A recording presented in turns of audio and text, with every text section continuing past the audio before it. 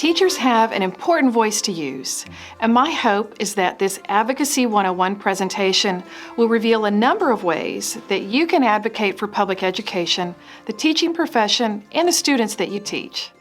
My name is Missy Bender, and I'm the Regional Advocacy Director for Collin and Denton counties at Raise Your Hand, Texas. We are a nonpartisan, nonprofit organization that supports public education through targeted programming and legislative advocacy. What is advocacy? Advocacy is expressing support for a cause, and our cause is public education. Let's look at 3 different types of advocacy and see if any of these sound like something that you've done before or might be interested in doing to support public education. Self-advocacy refers to a person's ability to effectively communicate, convey, negotiate, or assert his or her own interests, desires, needs, and rights. In other words, it's standing up for oneself. Individual advocacy, our second example, occurs when a person or a group of people concentrate their efforts on influencing the decision of 1 or 2 individuals. There are 2 common forms of individual advocacy, informal and formal. When people like parents, friends, family members, or agencies speak out and advocate for vulnerable people, this is called informal advocacy. Formal advocacy more frequently involves organizations that pay a staff to advocate for someone or for a group of individuals.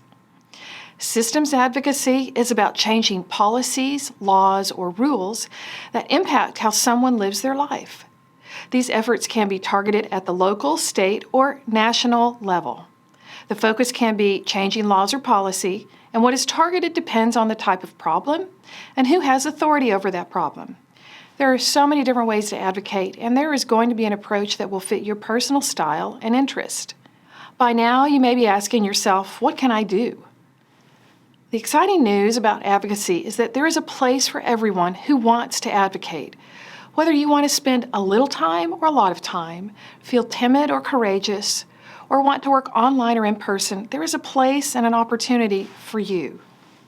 Let's start with an activity that you can do on your own time. You can begin to educate yourself by reading about politics. A few nonpartisan examples include the Texas Tribune and the Quorum Report. Both of these organizations are Texas-based and cover politics and government. They're available free of charge. Politico is a national political magazine that will cover education issues as well, usually with a national perspective. Of course, there are other news sources. These are just a few examples. As you research news sources, look for political perspectives with a nonpartisan point of view. Another option that can support you on your journey toward advocacy is to join an organization that advocates on the topic that you care about. You've already taken that step by joining UEA Texas. You may also want to join a parent organization like PTA or others that also advocate for education. These organizations will contain experts that can keep you informed about the organization's advocacy priorities and the legislation related to those priorities and support you on your advocacy journey. You're busy. You want to advocate. Fortunately, you can connect with education advocacy groups like mine, Raise Your Hand Texas, who will keep you informed in a way that works for you. It could be through an electronic newsletter, text alerts, or just a phone conversation. You can sign up on our website or that of any other group of your choice and let us know what kind of communication works best for you. Voting is another very important way to use one's voice, and you can encourage that by becoming a Texas Volunteer Deputy Voter Registrar. This role allows you to help others to register to vote. If this is interesting to you, contact the voter registrar in your county of residence.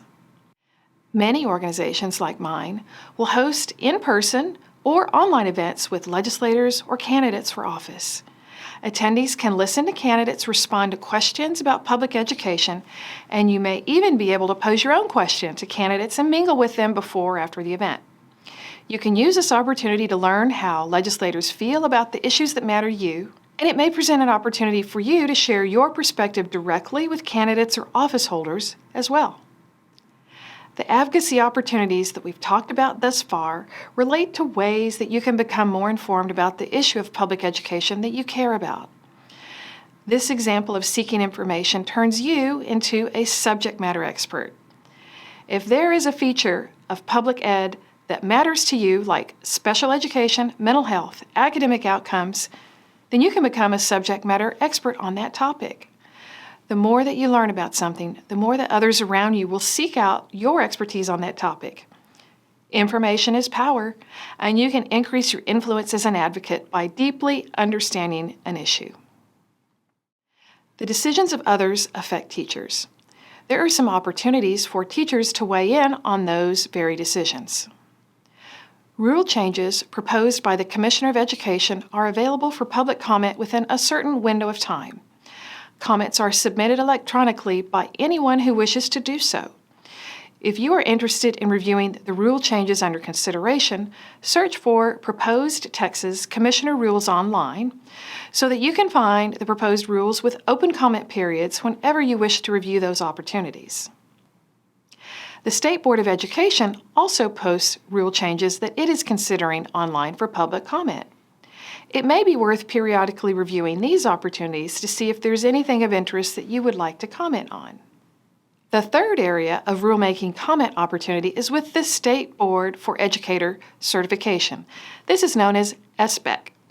You can check the SBEC website to review their potential rule changes and the timeline available for public comment. Your local school board and the state legislature both make decisions that affect public education.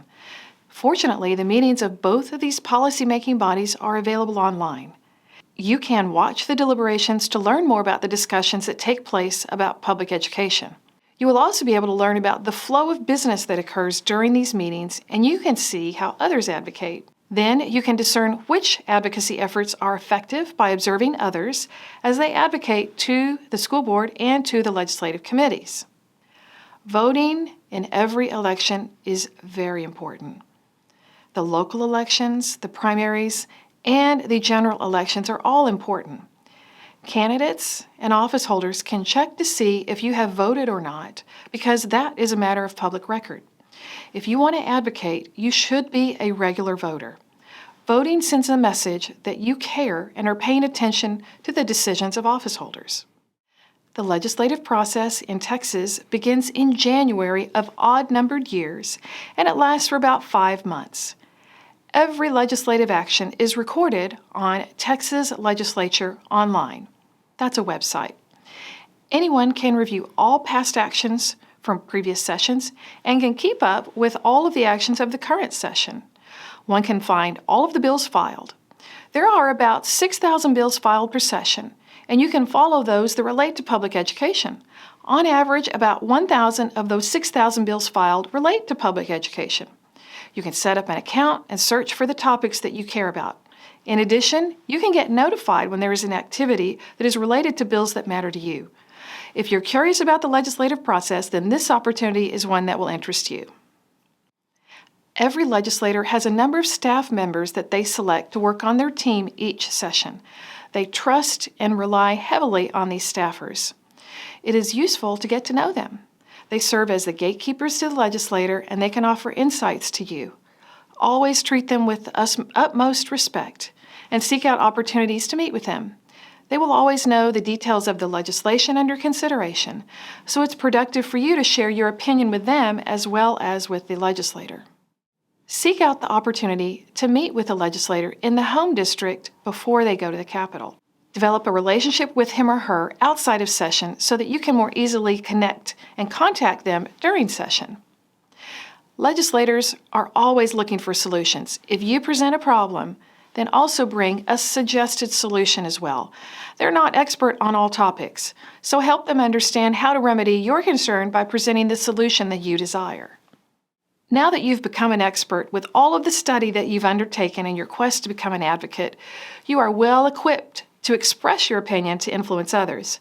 You may want to write an opinion piece and submit it to a news organization. Policymakers will listen to voters. If you want to influence a policymaker, then it's useful to build a base of people who share your point of view. Hosting a house party and inviting others to your home, whether it is in person or online, to discuss the issues that you care about is also a useful tool. This builds grassroots support. If you would like to advocate now at the Capitol, you have an opportunity to testify at a legislative hearing. Since you're advocating for public education, this would mean that you would probably testify at one of the House Public Education or the Senate Education hearings on the piece of legislation that you care about. The agendas for these meetings are available on Texas Legislature Online so that you will know when to be prepared to testify. There is an advocacy opportunity that can fit your personal interest and time available. If you're ready to advocate now and you'd like some support, your Regional Advocacy Director at Raise Your Hand Texas is here to help you. We would like to connect with you if you would like to start your advocacy journey. I've included my contact information along with that of my colleagues for Greater Fort Worth, Dallas County, and Central Texas. We would love to connect with you. Thank you for your commitment to public education, and thank you for your desire to use your teacher voice to speak up for all children.